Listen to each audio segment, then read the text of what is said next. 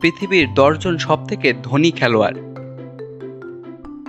এই তালিকার প্রথমেই রয়েছেন ক্রিস্টিয়ানো রোনালদো। বিশ্বের অন্যতম সেরা ফুটবল খেলোয়াড় ক্রিস্টিয়ানো রোনালদো তার খেলার মাধ্যমে বিপুল সম্পত্তি অর্জন করেছেন। তবে তার আয় কেবল ফুটবল মঞ্চে সীমাবদ্ধ নয়। তিনি ফ্যাশন ব্র্যান্ড CR7 এবং তার নিজের হোটেল পেস্তোনা CR7 চালান।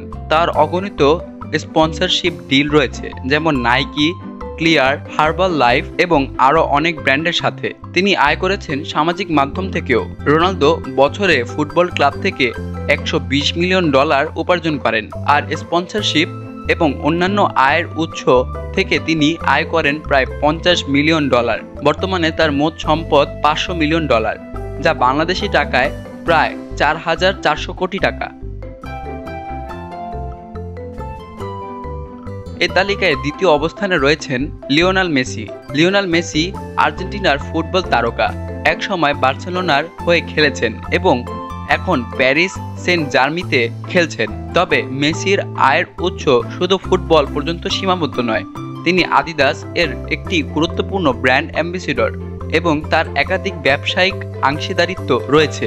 মেসি তার ফুটবল ক্লাব থেকে বছরে $110 মিলিয়ন আয় করেন এবং তার বিভিন্ন ব্র্যান্ড সাইনিং এবং স্পন্সরশিপ থেকে আরও $50 মিলিয়ন উপার্জন করেন। মেসির মোট সম্পদ প্রায় $450 মিলিয়ন, যা বাংলাদেশি টাকায় 3900 কোটি টাকা। তৃতীয় অবস্থানে রয়েছে নেইমার জুনিয়র। ব্রাজিলের এই ফুটবল তালিকা নেইমার প্যারিস সেন্ট জার্মিতে ক্লাব থেকে আয় করেন বিপুল পরিমাণ অর্থ।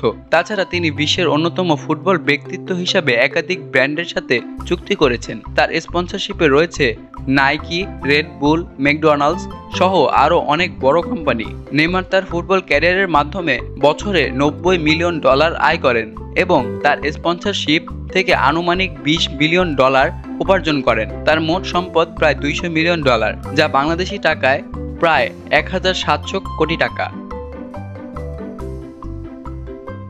চতুর্থ অবস্থানে রয়েছে লেব্রন জেমস। এই NBA তারকা শুধুমাত্র খেলাধুলার মাধ্যমে নয়, ব্যবসা, বিনিয়োগ এবং বিনোদন শিল্পের দারুণ সফল। তিনি স্প্রিং হিল কোম্পানি নামে একটি প্রোডাকশন কোম্পানি চালান এবং ব্লেজ পিৎজা নামের একটি পিৎজা চেইনের মালিক। এছাড়া তিনি নাইকির ব্র্যান্ড অ্যাম্বাসেডর। লেব্রন তার NBA চুক্তি থেকে বছরে প্রায় $75 মিলিয়ন উপার্জন করেন এবং ব্যবসা ও বিনিয়োগ থেকে প্রায় $70 মিলিয়ন আয় করেন। লেব্রনের মোট সম্পদ $1 বিলিয়ন, যা বাংলাদেশি টাকায় 8600 কোটি টাকা।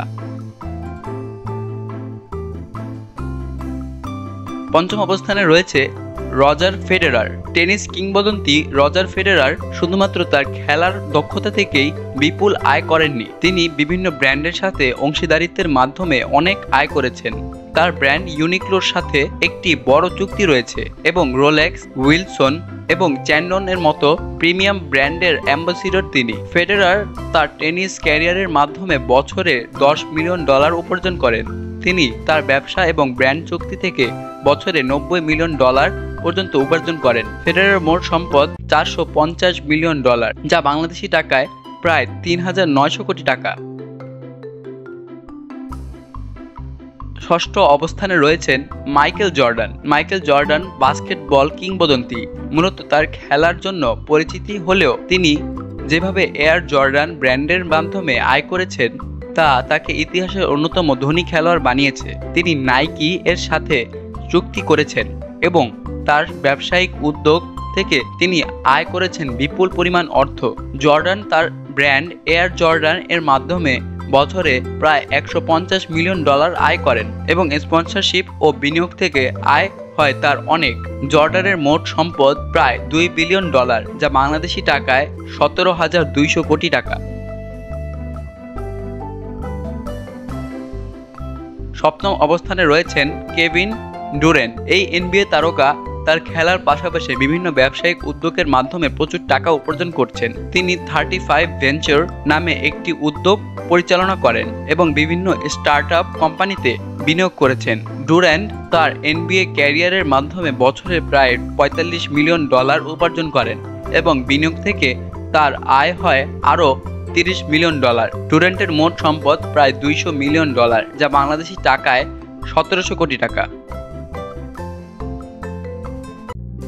অষ্টম অবস্থানে রয়েছে সেরিনা উইলিয়ামস। টেনিসের এই মহাকাব্যিক খেলোয়াড় সেরেনা উইলিয়ামস তার খেলার মাধ্যমে বিশাল সম্পদ উপার্জন করেছেন। তাছাড়া তিনি একটি ফ্যাশন লাইন চালান এবং বিভিন্ন উদ্যোগে বিনিয়োগ করেন। সেরেনা তার টেনিস ক্যারিয়ারের মাধ্যমে বছরে $300 মিলিয়ন উপার্জন করেন এবং ব্যবসা থেকে $50 মিলিয়ন আয় করেন। সেরেনার মোট সম্পদ প্রায় $225 মিলিয়ন, যা বাংলাদেশি টাকায় প্রায় 1900 কোটি টাকা। নবম অবস্থানে রয়েছে ভেনিস ম্যাকহন।